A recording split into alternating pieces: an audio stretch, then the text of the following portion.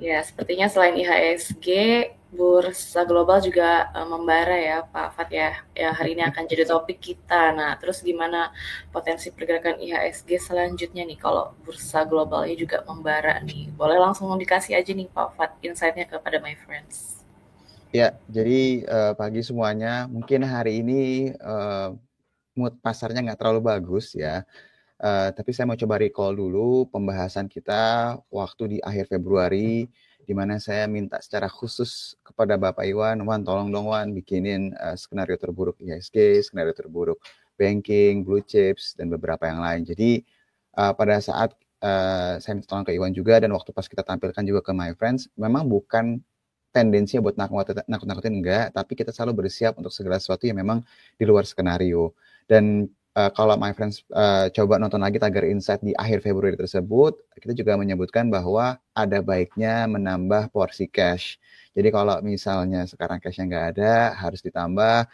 Kalau misalnya cashnya sekarang udah ada, mungkin ditambah lagi, at least ada 20-30% lah minimal ketika menghadapi keadaan sekarang. Nah pada saat itu kita memang nggak ada expect, maksudnya kita nggak prediksi, oh bakal globalnya bakal turun signifikan nih, atau mungkin hal yang menakutkan enggak, tapi kita hanya melihat beberapa indikasi yang memperlihatkan bahwa marketnya ini nggak sepenuhnya stabil dan mood pasarnya itu nggak bagus. Dan waktu kita bahas pada saat itu adalah apa sinyalnya datang dari saham-saham perbankan dan blue chips yang lainnya. Nah, selang sehari dua hari setelah kita memberikan gambaran tersebut, indeksnya rally kan. Jadi makanya kalau misalnya tadi my friends lihat berdasarkan data dari Iwan disebutkan bahwa di Maret tuh justru malah bagus performance-nya 5% kan ya. Jadi habis kita kasih update, hari itu turun, besoknya atau di hari Seninnya seingat saya dia langsung naik lagi. Jadi seakan-akan mimpi buruk atau mungkin pasar yang negatif itu kayaknya nggak jadi gitu loh ibaratnya. Tapi baik lagi pasar itu dinamis my friends. Jadi harapannya sih ketika kemarin lagi naik, saham-saham bank saya mulai naik, my friends ada mulai ngurangin posisi ya. Jadi ketika nanti terjadi yang terburuk atau mungkin sesuatu yang lebih negatif, my friends lebih siap.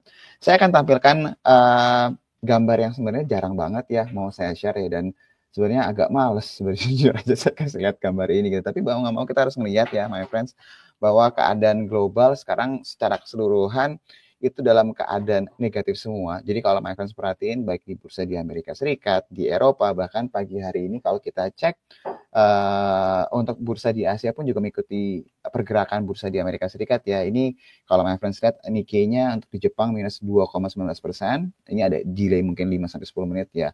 S&P Australia-nya minus 1,77% dan yang sudah buka lagi ini adalah Kospi Korea Selatan ya.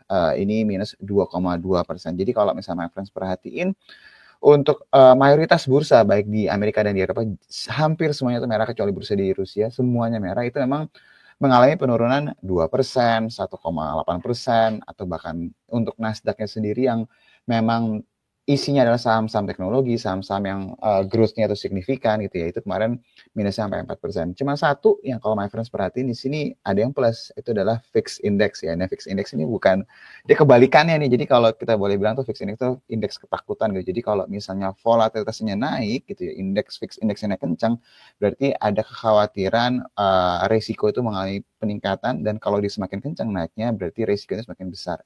Cara bacanya seperti itu. Nah, kalau dia memang kemarin agak lompat signifikan, yang ini meningkatkan volatilitas yang sangat kencang sekali. Nah, pertanyaannya adalah sebenarnya ada apa sih sama bursa di global? Kalau kita ngomongin dari sisi beritanya, dari sisi apa yang disampaikan oleh media, sebentar, saya lihat di sini, segala sesuatu itu selalu ada justifikasinya ya, my friends. Jadi ini kalau misalnya kita lihat dari media-media yang ada di sini dibilang bahwa kebijakannya Trump yang memicu ketakutan di ekonomi Wall Street gitu ya. Jadi kalau misalnya kita boleh bilang tanda kutip yang ditakutkan sama bursa atau yang membuat pergerakan saham-saham di bursa-bursa negara-negara secara keseluruhan ini adalah kebijakan Trump ya, yang on off ya, tarif ya. Oh ya, saya mau kasih tarif nih ke negara Kanada gini. Enggak deh, kita udah ketemu ke Meksiko waktu itu. Oh enggak, kita udah ketemu, pembicaraannya bagus, kita mungkin akan mundurin atau hal-hal yang seperti itulah. Jadi nggak bisa ditebak sama sekali. Dan yang mesti my friend juga perhatikan adalah di Amerika kan mereka lagi giat ya mengurangi anggaran-anggaran yang nggak perlu ya. Nah ini memang yang ditakutkan ekspektasinya itu bisa karena resesi. Jadi saya mau kasih tahu bahwa secara point of view-nya market pasti langsung bereaksi dulu. jangan-jangan ini arahnya ke resesi, pertumbuhan GDP yang bisa jadi tumbuhnya jadi minus, mungkin dalam beberapa kuartal atau 1 atau 2 kuartal ke depan. Jadi marketnya itu udah bereaksi duluan. Makanya terjadi penurunan yang sangat signifikan dan justifikasi yang digunakan adalah si Donald Trump ini. Tapi sebenarnya, my friends, kalau misalnya my friends perhatiin secara seksama, bursa di Amerika Serikat itu emang udah rally-nya kencang banget. Starting dari 2022 Oktober ke November. Jadi ketika terjadi koreksi yang seperti ini, sebenarnya tanda kutip itu sebenarnya wajar. Dan kita sering banget bahas bahwa ketika valuasi di suatu negara sudah tergolong mahal atau mungkin sudah tidak terlalu menarik lagi, cepat atau lambat akan terjadi rotasi. Nanti dia pindah dulu ke aset yang sifatnya bentuknya kayak cash atau pasar uang, nanti baru dia pindah lagi ke negara-negara lain yang menurut mereka itu masih tergolong valuasi itu masih murah atau mungkin masih masuk akal. Jadi sebenarnya apa yang terjadi secara global itu adalah suatu hal yang wajar. Nah, cuma yang mau saya kasih perspektif yang lain adalah kalau sampai memang benar ketakutannya itu pengaruhnya besar ke pertumbuhan ekonomi yang bisa jadi tendensi negatif di Amerika Serikat, ini sebenarnya secara tanda kutip bisa memberikan gambaran adanya potensi pemangkasan suku bunga yang lebih agresif sebenarnya, my friends. Jadi kalau misalnya di sana itu, takutnya resesi nih, takutnya pertumbuhan ekonominya lebih parah nih, ya sudah deh daripada nanti lebih dalam, kita mulai pangkas suku bunga. Yang tadinya mungkin pangkas suku bunganya cuma 2 kali di awal tahun, kita kalau ngeliat dari konsensusnya udah mau jadi 3 kali. Jadi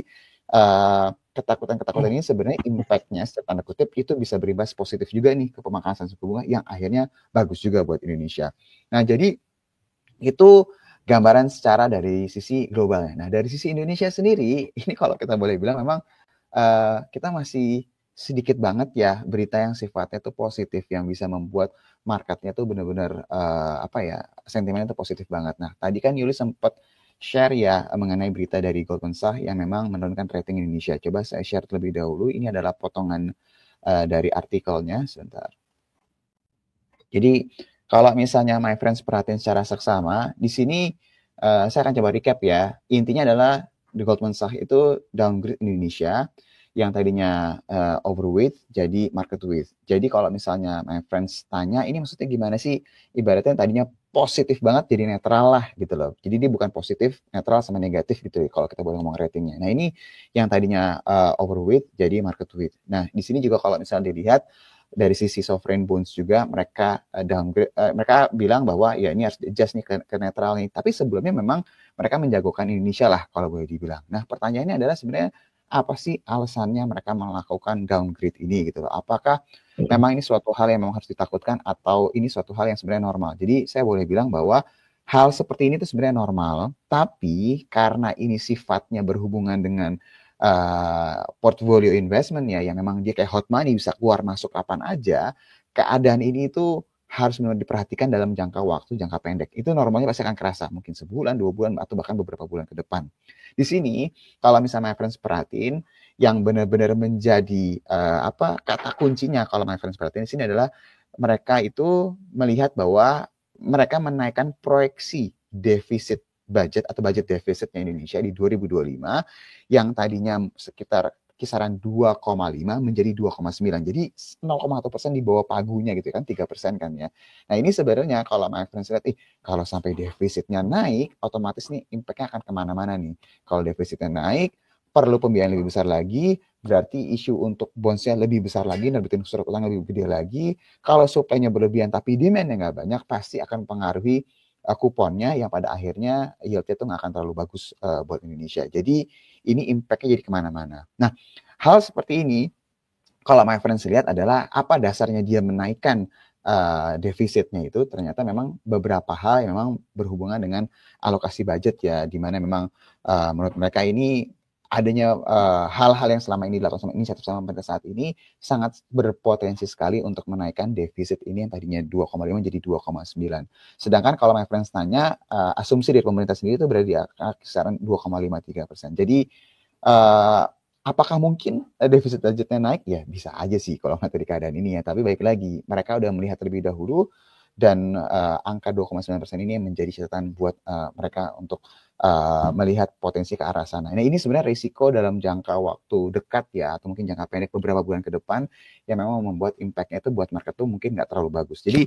my friend saya lihat dari sini. Nah berikutnya yang mau coba saya share dari dalam negeri itu adalah mungkin berita kemarin ya mengenai masalah tarif yang akan dilakukan untuk nikel dan juga batu bara yang diusul sama SDM ya, yang dimana di sini tarif royaltinya ini bisa imbasnya mempengaruhi labanya si perusahaan-perusahaan komoditas gitu ya, my friends. Jadi kalau dilihat dari sisi harga internasional kan pun juga lagi nggak terlalu bagus, terus juga ada sentimen dari dalam negeri, ini impact-nya ke saham-saham komoditas pun juga harusnya nggak akan terlalu positif ya, my friends. Jadi ini bisa dikatakan beberapa sektornya emang nggak terlalu menarik saat ini, terus asingnya juga belum terlalu favorable juga sama Indonesia.